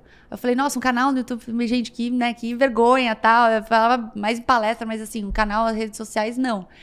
E aí eu falei, tá bom. Então, assim, cada episódio do canal era, na verdade, um tema sobre a transformação cultural. Era mais uma documentação ali do que estava vendo e algumas dicas do que eu tinha feito. E aí o canal se tornou o maior canal da Startse, com maior engajamento. Tipo, que as pessoas elas mais conectavam. E aí isso foi uma coisa assim, tipo, de validação pela própria troca ali nos comentários, sabe? Assim, quando você olha e fala assim, é uma dor. E as empresas, olha só as curiosidades que essas pessoas têm, o que acontece e tal. E aí, falando do senso de comunidade ali, de trocar muito, né? Eu sempre conversei muito com as pessoas. Então, assim, primeiro, eu captei algumas hipóteses, e lembrando que eu estava na cadeira de uma pessoa que eu poderia ser minha shopper, então pensar também muito com a cabeça da cadeira que eu estava.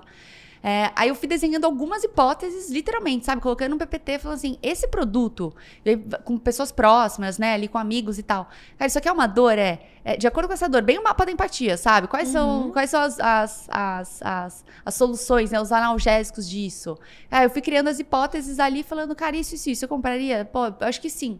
Eu falei, então... tem uma demanda, assim, ó, de 10 pessoas que eu conversei, né, que eu fiz a pesquisa de empatia. Pô, sei lá, as 9 falaram que sim, e uma, mas assim, falou, pô, então tem espaço.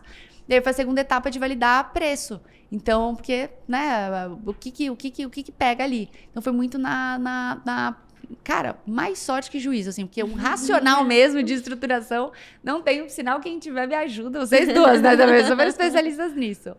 Me ajudem, porque eu não tenho, foi do feeling, empacotando isso dentro de um PPT e colocando o que a gente acreditava ali que ia gerar o impacto, né, as dores e atrelando aos impactos. Legal. Quando você fala que você criou um canal no YouTube e ele foi o maior dentro dos canais da Startse, é muito legal saber, porque a Startse tem muito conteúdo, tem muitas vertentes de conteúdo, né? Afinal, é uma empresa que vende educação, que fomenta o mercado. Então, é legal você dizer que as redes sociais te ajudaram até a validar o modelo de negócio, mercado e interesse. Sim. E agora, quando você traz primeiro a sua atuação como Chief Culture Officer e agora como uma pessoa que ajuda as empresas a fomentar a inovação e cultura dentro do negócio, eu sou muito entusiasta de cultura. Eu já trabalhei em empresas muito diferentes entre si, então, corporativo, né, multinacional, tradicional, Quinto Andar como uma empresa que já é unicórnio, mas muito inovadora, com uma cultura super legal. Startups Early Stage, que eu entrei lá para construir cultura. Então, eu gosto muito desse assunto, sempre estudei. E eu tenho alguns critérios que eu queria ver se você concorda. O que você acha que é a cultura, assim, sei lá, não posso dizer perfeita, porque eu acho que cada empresa é uma empresa, mas quais são os critérios que precisam existir para uma cultura ser eficiente e até considerada alavanca de crescimento? Então, na minha visão, eu entendo que um propósito transformador consistente, no sentido de por que essa empresa faz o que ela faz, precisa ser tanto muito bem definido quanto bem comunicado para as pessoas que estão ali. O que você falou sobre a questão da geração de valor. Se a empresa ganha, o colaborador tem que ganhar. Então, se a inovação é um caminho para todos ganharem, isso tem que impactar diretamente o colaborador individual, né? A pessoa precisa entender como ela ganha com isso. E aí, se a empresa cresce, a pessoa tem que crescer também. Eu vejo que comunicação assertiva e processos até de comunicação, no sentido de como que eu vou saber o que está acontecendo na empresa, são essenciais para a gente tentar mitigar os silos que existem dentro do negócio, né? Naturalmente, se o jurídico faz A e o time de produto faz B, se eles não conversam, se não tem um silo, se não tem um processo de comunicação até estruturado de qual é o caminho que eles deveriam tentar ir juntos, é difícil você construir, você ser consistente na cultura. Outra coisa é ter ali uma diversidade, mas com a meritocracia. Então, como que você avalia as pessoas para elas entenderem como elas ganham? Né? Precisa ter claro, o alinhamento de expectativas precisa estar claro. E ser uma empresa legal, divertida, gostosa de trabalhar.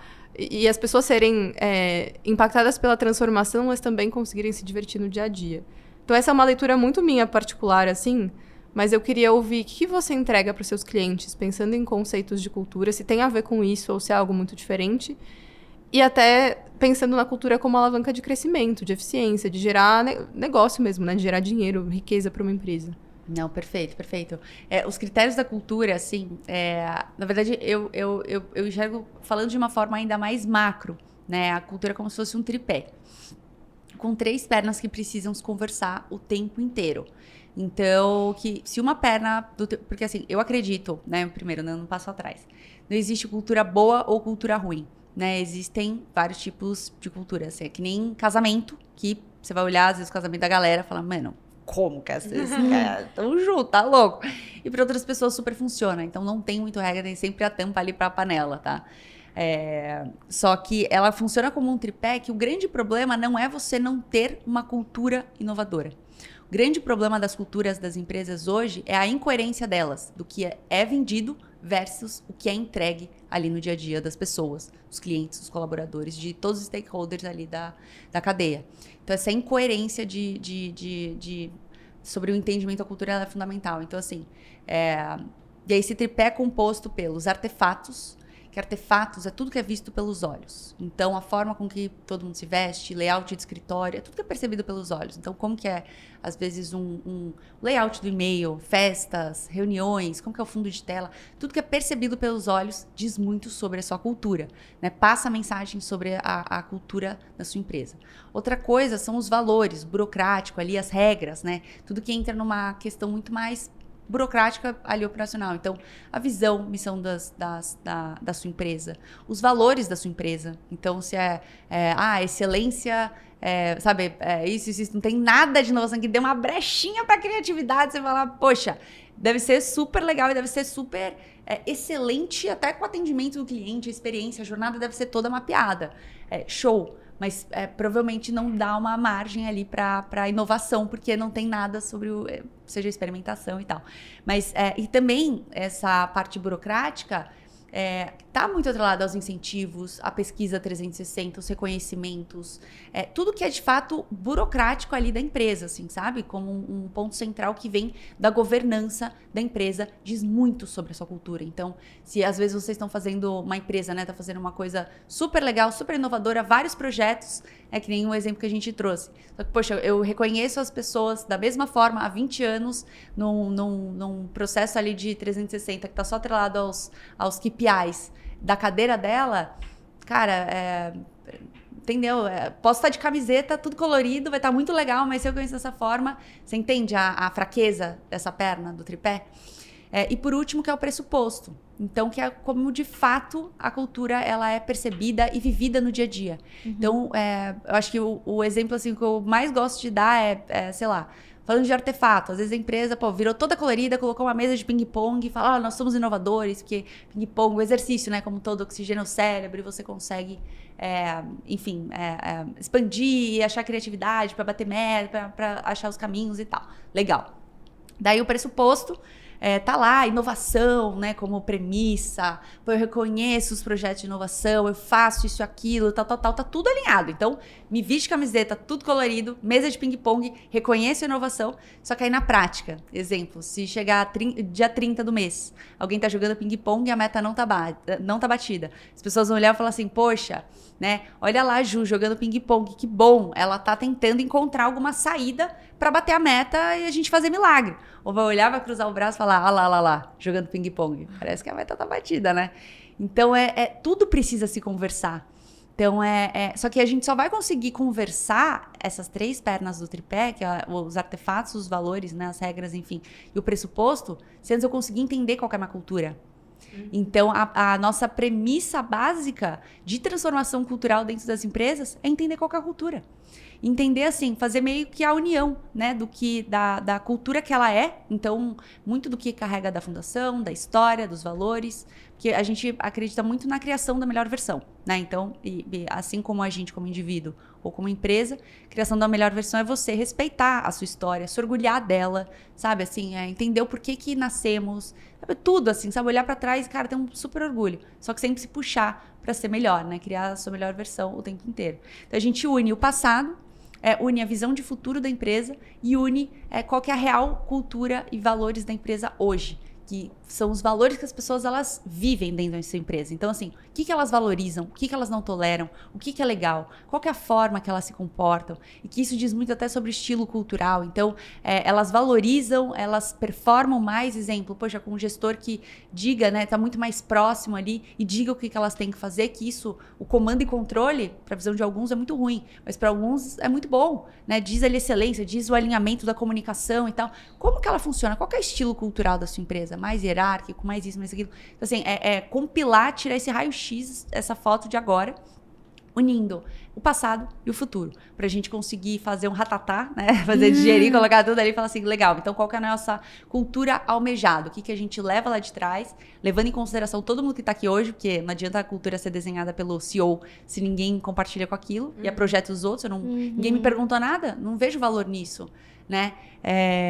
E aí a gente entende qual que é a cultura e começa todo o projeto de disseminação. Que isso, dentro dos artefatos, pode ser que o layout dos e-mails, né? As festas tenham características, elementos diferentes, até mesmo o tom ali de comunicação, né? A fala, a linguagem, o tom de voz, até a mesma forma assim de reforçar, cara, de acordo com a nossa cultura, isso aqui é inegociável. Então, como exemplo, a forma, o como é falado, é mais voltado a gentileza ou não, isso é um aspecto que é irrelevante para nossa cultura, mas a gente consegue descer ali nas camadas que são super importantes ali da cultura. E que a gente enxerga... Gente, eu falei que eu falo bastante. Fique em paz. E que a gente enxerga da forma mais fácil, assim, tendo essa cultura e esse tripé, se a gente pegar a jornada do colaborador, desde do processo seletivo, de abertura da vaga, sabe? E como essas pessoas elas compartilham até entrar, onboarding, reconhecimentos, entre a comunicação, endomarketing e tal, processo de desligamento, o offboarding, isso tudo diz sobre essa cultura. Acho que a empresa ela consegue se organizar muito mais. Eu gosto muito desse ponto que você trouxe sobre o depende, porque às vezes na nossa comunidade a gente vê muito debate sobre isso, de às vezes a gente vê publicação falando, quem trabalha em home office não trabalha, ou não sei, quem tá trabalhando em empresa com ping-pong demite todo mundo, sabe? Perfeito. E na nossa comunidade as mulheres, né, perdão, elas discutem muito isso, e não tem realmente uma cultura certa, né? A gente precisa olhar e falar, cara, isso aqui eu não quero, né? E tem que ser, assim, trabalhar muito e ser boa demais a ponto de ter esse poder de escolha e falar, olha, isso aqui não é uma cultura que eu seja a favor, né? Perfeito. Acho que esse é um ponto... Não, e assim, anotem, juro, muito forte o que eu vou dizer, tá? Que é muito importante para a vida de vocês, como empresárias, como executivas, como empresas do Brasil. a novela mexicana não fez sucesso no Brasil à toa. A gente gosta de um drama do certo e errado, é bom, é ruim. É tudo binário, assim, né? Exato, historicamente, é tudo binário. É sempre binário. É bom, é ruim, é sempre o malvado ali, o vilão e a boazinha. São os extremos, em que faz parte da nossa cultura. A gente é do calor e enxerga dessa forma. E é desafiador porque tem um termo, né? O maniqueísta, né? O mundo maniqueísta, que é o bem contra o mal. Não tem um neutro ali. E, enfim, aí a filosofia estoica vem quebrando esse conceito de maniqueísta, mas a gente ainda tá naquela dualidade de, cara, ou é bom ou é ruim, não tem um neutro, não é assim, as coisas são como são e ponto final. E, infelizmente, a gente tem hoje uma sociedade... Poxa, a gente tem as mídias sociais que elas impulsionam essa dualidade, porque... Tem alguns livros, acho que Contágio, do Jonah Berge, As Armas da Persuasão, do Cialdini, enfim, vários livros que mostram que algumas emoções que são causadas, elas fazem você fazer mais coisas. Então, quando você está com raiva, você tende a comentar mais. Se você comenta mais, o conteúdo é mais distribuído. Então, a gente meio que entrou numa do tipo, eu sou contra essa cultura, vou lá nas mídias sociais e vou falar, sou contra, isso não vale a pena. E a gente vai... mandando essa mensagem de isso aqui é ruim para mais pessoas. E aí a gente chega no ponto de que a gente discute na nossa comunidade, cara. Tem muita gente falando mal dessa cultura aqui. Será que tá certo? Será que tá errado? Ai, cara, olha, eu concordo, assim. E é uma coisa que eu não consigo compreender do ser humano. Só que eu acho que eu vou morrer tentando propagar... Sabe, as coisas... E eu sei que às vezes é uma dor, é uma coisa que, poxa, que e é pra compartilhar, sabe? É super importante, assim, mas o que eu acho que a gente puder trazer de exemplo legal, porque a gente apontar o que tá errado, eu acho que é mais comum, né? Poxa, tá todo mundo apontando que tá errado, tudo bem. Mas a gente conseguir direcionar as pessoas, sabe? Pro que é certo, pro legal, inspirar, ver o quanto que é... Olha isso, olha esse vídeo, que linda pessoa ajudando a senhora a atravessar na rua. E que tem 10 milhões de likes, porque é a coisa mais linda do mundo. E que isso incentive as pessoas, sabe? A fazer o bem. Olha essas pessoas que, poxa... enfim, mas é uma coisa que também eu acho que tá muito intrínseca dentro do... Eu acho que não é... Eu não sei o quanto que parte é cultural, né? Não sei o quanto parte é cultural ou do próprio ser humano, né? Mas notícia boa dificilmente dá tanta audiência, né? Senão os programas aí do sei lá, nossa, eu não queria pensar, mas tipo, da Atena, mas nada contra da Atena, você é queridão, mas sabe, nessa linha do só desgraça, não teriam tantos, né? Imagina, abrimos hoje o programa aqui, gente, falando, 2 pessoas ajudaram senhores a atravessar a rua. Um motoboy achou uma carteira e devolveu para o seu dono. Tipo, quantas pessoas iam... Ai, meu celular. Quantas pessoas iam assistir? Tem audiência pra isso, sabe? E esse final de semana eu assisti um filme tão lindo, que era De Repente Família. Não sei se vocês já assistiram. Tem no Netflix. Ai, gente, nossa, de falar me dá vontade de chorar.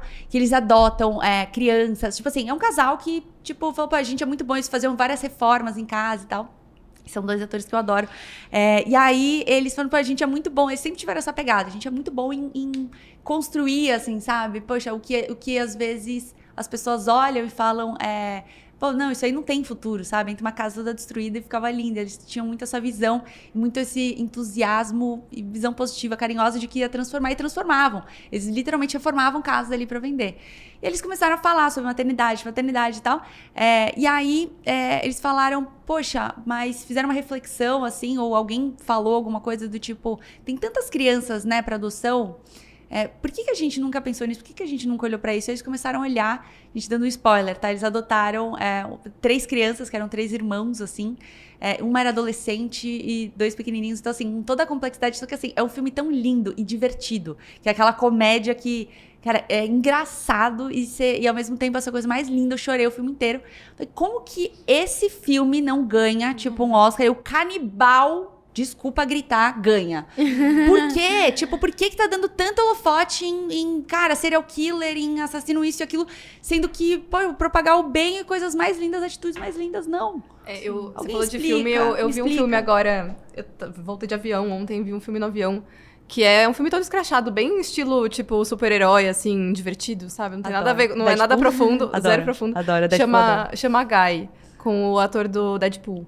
Então é bem escrachadão, assim, só que qual que é o conceito do filme, sendo bem resumido, até pra não estender esse, né, que a gente fugiu um pouco. Mas é um videogame e, tipo, a graça do videogame é todo mundo um matar o outro, assim, né? Você pode ser um personagem, entrar no videogame e matar os personagenzinhos, assim, aí você vai ganhando pontos pra ganhar cada vez mais armas. E ele começa a se destacar na mídia e em tudo porque ele é o good guy. Tipo, ele é o cara bonzinho. E ele vai ganhando pontos porque ele é o cara que defende todo mundo. E aí todo mundo, né, o filme mostra todo mundo parando e olhando e falando, cara, quem que é esse cara que ele é bom? Ele é do bem. Por que ele é do bem? E aí mostra todo, não vou dar spoilers, mas o desenrolar da história juntando tecnologia, inteligência artificial, games que tá super em alta, com o conceito do bem, assim. Então eu achei tão legal, tão simbólico. Recomendo esse filme, achei super divertido, bem leve pra descontrair. Não, já estamos dando umas referências. Não, mas referências super boas. E eu acho que tem uma outra questão, assim, até em relação... E que envolve, de alguma forma... Tô tentando, né, voltar para o assunto, mas eu adoro esses papos. Mas que envolve, de alguma forma, assim, sabe? As lideranças, sabe, como um todo. Que, de verdade, de novo, não sei se é cultural Brasil ou é do ser humano, mas a gente tende a endeusar pessoas, né? Então, às vezes, as pessoas, quando elas estão fazendo uma coisa boa, cara, a gente endeusa elas. Nossa, a pessoa perfeita, sem defeitos nenhum. E aí, essas pessoas, na primeira, cara, pisando, primeiro calinho, cara, nossa, viu? A pessoa, olha só. Gente, assim, ser humano nenhum tá preparado pra ser endeusado. Sim, ninguém. Todo mundo faz besteira, todo mundo tropeça, gente, é ser humano. É isso, né? Estamos aqui pra evoluir. Então, assim, é uma dó, porque até isso joga contra o bem, né? Que aí, nossa, descredibiliza, assim, tudo que a pessoa às vezes fez de bom por uma coisa e nossa, enfim. E até queria trazer isso que você tá falando pro corporativo, assim.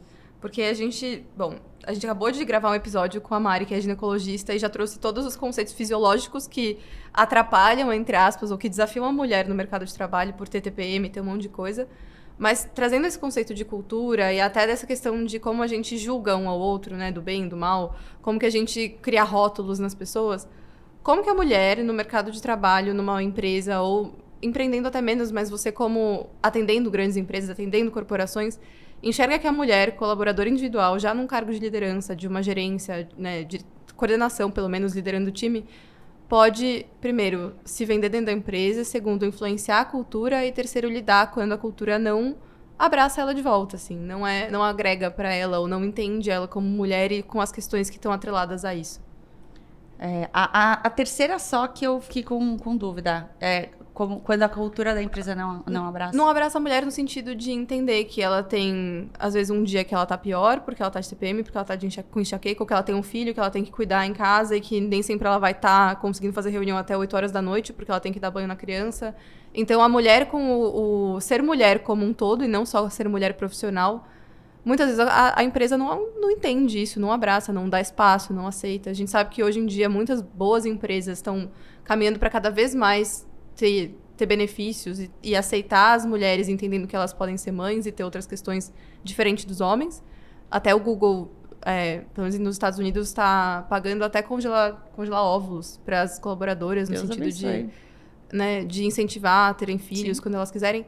Mas a gente sabe que não é a realidade de todos. Então, como que a mulher colaboradora ali, já num cargo de liderança, de decisão, pode, primeiro, lidar e, segundo, influenciar positivamente a cultura, sem se prejudicar no caminho? Não, perfeito. Assim, eu acho que uma dica, assim, que não é uma dica, na verdade, é uma premissa que eu tenho e eu tento passar isso pro meu time, que a gente agora tem um menino, mas éramos um time 100% composto, assim, sabe, por mulheres. E uma coisa que eu provoco elas o tempo inteiro, assim, sejam as nossas discussões internas ou se não pra vida. Se você chega com o seu argumento versus o outro, e você só tem o seu argumento, vai levar quem tem a voz mais poderosa. Então, é isso, é só isso que tem que oferecer. Só que se você chega com o seu argumento, com dados históricos, com tendências, com referências, às vezes, de concorrente, de dores, com isso, com aquilo, com muito mais embasamento, são 5 hipóteses, né, como exemplo, versus só opinião. Então, a chance de você ter muito mais voz pelo seu conhecimento, assim, é gigantesco. Então, eu acho assim, se vender é muito sobre você estudar e você, juro, é triste, gente, de falar, é muito mais cansativo para mulher. Mas assim, a gente se desenvolver e tentar ser a melhor que a gente puder naquilo. Tecnicamente, o maior repertório. Então, assim, seja estudar, seja, né, analisar os dados, começar a dar aula, dar mentoria para as pessoas, às vezes de graça, só para aumentar repertório e ganhar cada vez mais confiança nisso. Uma outra coisa é desenvolver a comunicação. Comunicação verbal, não verbal, comunicação escrita, se posicionar de uma forma muito mais assertiva, muito mais firme. Então, fazer mentorias. Gente, entre em contato comigo, eu tenho um monte de mentor para indicar de comunicação, mas isso é fundamental. E eu descobri o tanto que era fundamental porque eu comecei a estudar pra caramba ali, novinha, eu ia nos eventos, eu via as pessoas falando bonito, eu falava, gente, olha que legal, olha, pessoa especialista. Aí eu ia lá, às vezes escutava meia dúzia de perguntas, sabe o que fazia? Ali, a pessoa dando umas respostas muito vagas, ou até mesmo eu trocando. Falei, gente, caramba, isso aí eu saberia responder. Aí eu entendi que, às vezes as pessoas elas não têm tanto conhecimento, mas elas só sabem se posicionar melhor. E assim, e vai levar quem passar mais confiança, quem, enfim, estruturar muito mais ali o storytelling. Então eu acho que é você buscar estudar e aprender o máximo possível para você ser melhor. E o melhor não é o melhor do bairro, é o melhor do Brasil. A maior referência nisso. Então, exemplo é growth. Se a maior referência de growth, seja alguma coisa específica ou geral, cara, do Brasil. Ganhar, assim, autoridade. Em relação ao seu conhecimento, a comunicação, e ganhar autoridade fora também, né? É muito importante. O quanto que uma coisa é eu me posicionar e eu contar com a sorte dos meus líderes, dos meus pares, enfim, estarem muito comprados e me venderem. E outra coisa, eu conseguir pulverizar isso e começar a ser relevante fora no ecossistema, produzindo conteúdo, né? Tendo meu canal, escrevendo newsletter, artigos e por aí vai, que as próprias pessoas elas vão ler o que o público, que às vezes não tem nada a ver, cara, acham do racional dela. Então, assim, a chance, né, de validar muito mais externamente pela opinião dos outros, né, é muito grande. Então, eu focaria nessas 3 coisas. Estudo, comunicação e ganho de autoridade dentro e fora da empresa. Isso no primeiro para... E até só um parênteses aqui, claro. Você falou de autoconfiança, eu acho que ela é a base para você conseguir se comunicar, para você ter coragem de comunicar o que você quer e até para construir autoridade. Perfeito. Então, acho que ter essa autoconfiança talvez seja o princípio básico para você conseguir fazer esses 3 pontos que você trouxe.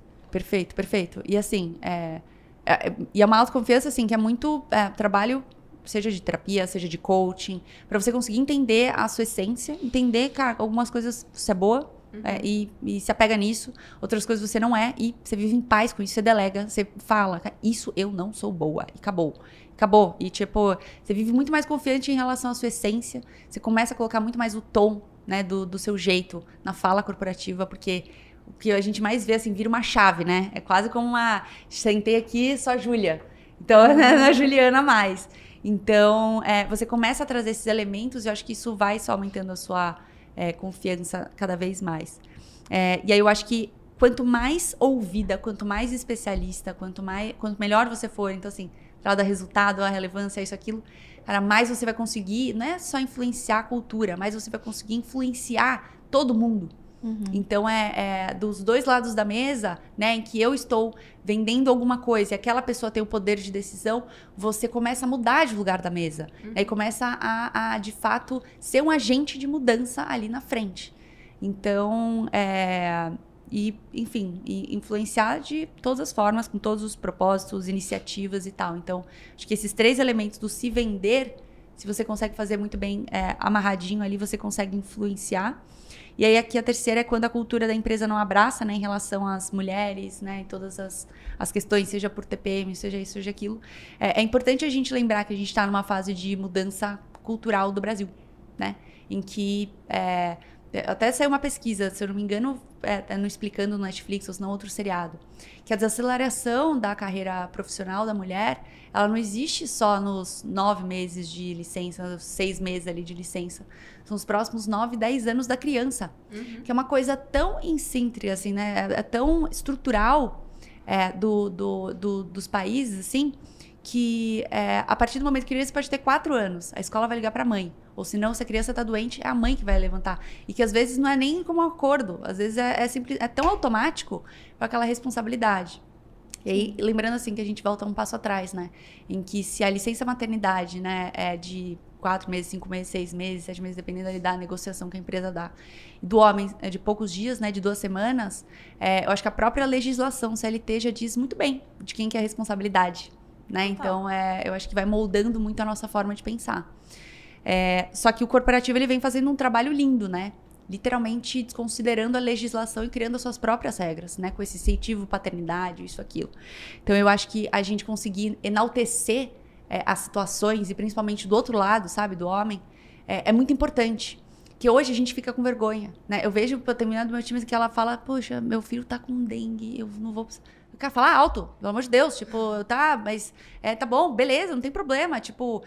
Gente, a gente passa absorvente como se estivesse passando droga. Assim, eu acho que, na verdade, algumas drogas são mais passadas com mais naturalidade do que um absorvente. A gente tem vergonha da nossa essência, a gente tem vergonha dessas questões. Então, assim, eu acho que é literalmente tentar, assim, obviamente, tá, gente? Com muita inteligência, porque às vezes você chega no ambiente e, cara, destoa muito, isso pode prejudicar a sua imagem, eu não vou negar. Mas, assim, quanto mais puder normalizar as situações, eu falo alto, assim, sabe? Gente, alguém tem um absorvente? Alguém tem absorvente? Não. Eu falo assim, putz, eu tô com cólica, desceu pra mim hoje.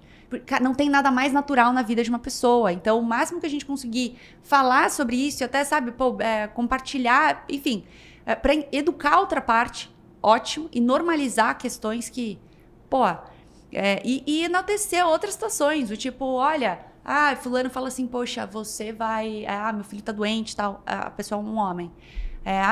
Não, mas você vai levar no pronto-socorro? Não, porque a sua mulher, não, leva você. Você não vai junto. Exato. Tipo, e aí, sabe assim, cara, e pegando esses cases, assim, fala, cara, com orgulho. E normalidade também de, fulano foi levar o filho no hospital. Tipo, porque tá doente. Porque quebrou o braço. Porque tá com o filho em casa. Tipo, eu acho que a coisa mais rápida que as pessoas vão pensar na hora é, mas cadê a mãe? E, tipo, e a partir daí, tipo, tá trabalhando. Eles se revezaram. Tipo, na vez que ficou com gripe, foi a mãe, dessa vez é ele. Tipo, eles estão se revezando. Tipo, é natural, entendeu? Então, assim, eu adoraria ter uma resposta única para trazer, mas eu acho que são vários pontos de inflexão, de mudança, e que a gente está em fase de mudança cultural. A legislação precisa ajudar a gente, ou o incentivo corporativo cada vez mais forte. E é isso. Boa. Bora encaminhar pro final, então. A gente poderia ficar aqui umas 2 ou 3 horas falando tranquilamente. Filha, eu sou goiana, me deu a cadeira, um copo d'água, acabou. Bom demais. Ju, pra gente encaminhar, então, a gente queria saber se você tem alguma referência, uma sugestão de conteúdo, de livro, que você indica pras mulheres que estão nos escutando ou nos assistindo no YouTube. Pode ser dos mais diversos possíveis? Pode. Tá, então, lembrando que você trouxe muito bem um ponto, né, em relação ao autoconhecimento, à confiança. Então, eu indico alguns livros de budismo, assim, as 7 leis da... Vou indicar 2 do Deepak Chopra, tá? O primeiro, as 7 leis da espiritualidade e os 21 leis da abundância, ou passo da abundância. Os 2 são do Deepak Chopra. Que tipo, traz muito esse olhar pra dentro, esse olhar do ser humano, esse olhar generoso, esse olhar do você ser o melhor, não julgar, sabe, assim, as situações. Eu acho que você ler esses 2 livros, pode às vezes não te dar confiança, mas você vai sair um ser humano melhor, sabe, assim, então é muito sem medo, assim, sabe, de indicar. E uma outra coisa que, na verdade, não é uma indicação de um livro, ou de um conteúdo, assim. Eu acho que assistir um canal como esse, eu acho que ajuda, tá? Sempre, assim, todos, o Safe Place, porque conversando, né, com a Tá ontem, eu falei assim, é muito bom participar, porque eu incentivo o time, assim, 99% do tempo não lembra das dificuldades das mulheres. Só atropela, ignora, mete o louco, só atropela. Porque a gente não tem nada a ganhar, ficar parada e, sabe assim, no dia a dia isso vai nos atrapalhar. Vamos olhar a abundância, vamos olhar o copo cheio, vamos olhar o que tá existindo. Só que não tem como, a gente precisa de safe place também, porque meter o louco todo dia tem uma hora que cansa e você fica... E aí começa a te dar insegurança, né? Que você esquece sobre as situações reais que existem. E você não consegue diagnosticar. Você não consegue. No outro episódio, tava falando isso com a Tá, a gente tava falando sobre TPM e tal, e quanto que às vezes a gente do nada começa a chorar, enfim. E, cara, eu sou meio louca, assim, no trabalho. Eu nem penso, às vezes, nas minhas necessidades.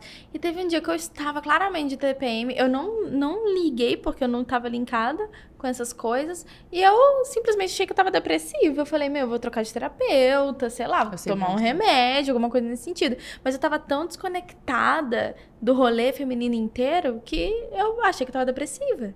Sabe? Tudo porque eu sou, na verdade, ainda estamos trabalhando, né? Pra parar e falar, cara, não tem como. Tipo, é diferente. Né? Não, e esse lance, assim, sabe, do feminino é uma coisa que hoje eu falo por mim, na verdade. Vocês entendem, né? A polaridade mais feminina, mais né, yin yang, enfim. Eu tendo, ainda mais como CEO de uma startup, cara, é negócio, é isso, aquilo. Eu tendo, a minha energia masculina, ela sempre tá muito mais aflorada. E aí que eu me perco. Então, tipo, essas ações, como assistir esse conteúdo, vão fazer coisas que te reconectem com o feminino. Tipo, eu me dei conta esse final de semana que eu olhei e falei, nossa, olha, tipo, minha unha, meu cabelo, não sei o que. Tipo, e que não é isso, fazer a unha não é coisa de mulher. Fazer unha para a Juliana me conecta com o feminino. Porque eu não sei explicar. Às vezes não tem uma explicação, ou tem, mas enfim. E que cada um tem a sua particularidade. Sim. Então, se conectar, assim, é muito importante. Esses grupos são super importantes. Mas a sugestão que eu ia dar para desenvolvimento, até para desenvolver essa questão de comunicação, que é super importante, ou cria um canal para ajudar pessoas com o conhecimento que vocês têm, ou participem até de projetos. Se você é muito envergonhada, fala, putz, mas como que eu vou dar uma palestra? Como eu vou treinar a comunicação?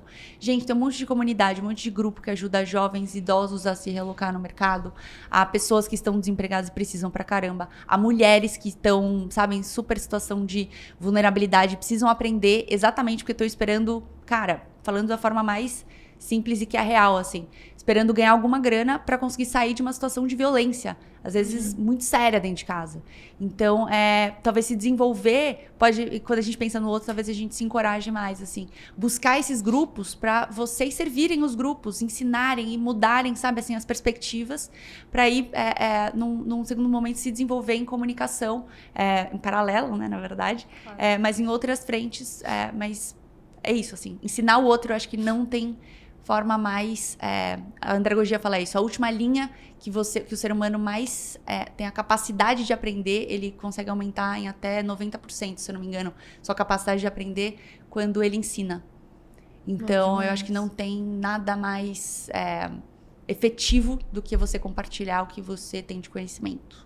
É isso, eu adoro essa dica do ensinar, porque eu fiz particularmente isso. Quando eu entrei numa startup minúscula, saindo do corporativo, nunca ouvi falar em growth, eu comecei a estudar growth, passou 4 meses, eu falei, vou dar aula. E aí comecei a dar aula porque eu me obriguei a ler 50 livros de uma vez e transformar aquilo em didática faz com que a gente consiga assimilar muito melhor, né? Então, adoro isso, adoro esse ponto. E eu volto nos meus conteúdos, que nem essa semana eu tenho uma palestra, eu tava esgotando os meus conteúdos, é uma forma eu conseguir perpetuá-los, não deixar ele registrado para um inventário meu próprio. Eu faço isso também, é muito bom. E a gente tem muito paradigma, assim, várias amigas minhas falam, não compartilho, porque quem sou eu? Eu nem conheço muito sobre isso. Eu falei, mas se eu vejo o conteúdo muito como desenvolvimento, então é exatamente porque você não sabe, por isso você está compartilhando com as pessoas, você está aprendendo. A forma de você ensinar vai tangibilizar mais, avançar o seu conhecimento. E sabe um ponto também? Às vezes a gente fala de autoestima, que a autoestima é interna e tal, enfim. Mas muitas vezes a gente precisa de alguma validação externa, sabe? Muitas vezes a gente precisa de alguém, ou uma pessoa, ou um grupo, enfim, falando, tá ok, vai. Eu, particularmente, eu nunca tive muito problema de sair fazendo as coisas, porque eu fui blogueira durante uns 10, 12 anos da minha vida, desde meus 12 anos. Tinha Fotolog? Não, você é mais nova. Eu tinha Fotolog, flogão, tudo. Eu comecei pelo Fotolog. comecei pelo Flogão mesmo. Uhum. E quando você é mais nova, assim, e tá como blogueira, você começa a receber muito elogio e tal, enfim. E isso meio que construiu uma parte da minha personalidade, que era eu assumia risco tranquilamente. Às vezes as pessoas faziam algum comentário, eu olhava e falava, cara, mas tem, tipo, sei lá, 10 mil comentários positivos, então o seu não significa nada. Porque eu sempre tinha uma base Perfeito. muito bem construída. E depois eu parei de ser blogueira, virei pro mundo executivo, enfim. E aí eu comecei a perceber que no mundo executivo já não tinha mais essa ferramenta de várias pessoas falando, vai lá, isso aí, eu tô te acompanhando e tal, enfim. No mundo executivo é um monte de gente puxando tapete, e aí tem um comentário, tipo, uma vez eu escutei assim, mas você postou esse conteúdo aqui no LinkedIn, mas o nosso time não tá fazendo isso. E eu ficava tipo assim... Tá, gente, mas é porque a gente tem um período pra construir tudo isso aqui, a gente tá no momento e tal. Mas sempre tinha algum comentáriozinho que, sabe, ficava alfinetando e tal. Então eu acho que é muito importante. Mas tem que ter um contraponto. Por exemplo, no Mulheres de Growth, volta e meia uma pessoa tá com uma autoestima muito baixa porque um chefe jogou um balde de água fria, ou sei lá, tiveram pares que ficavam toda hora dando um reforço negativo pra essa pessoa. Ela chegava dentro do grupo, falava, todas as mulheres falavam, não, mas não é isso e tal. Ela voltava e, tipo assim, completamente diferente, sabe? Sim. Então, esse grupo de apoio, né? a autoestima, ela é intrínseca, ela é interna, mas a gente precisa de validação. Ai, gente, se inscreva nos processos seletivos para participar da nossa comunidade, inclusive. Nossa, eu super vou, não faço parte da comunidade.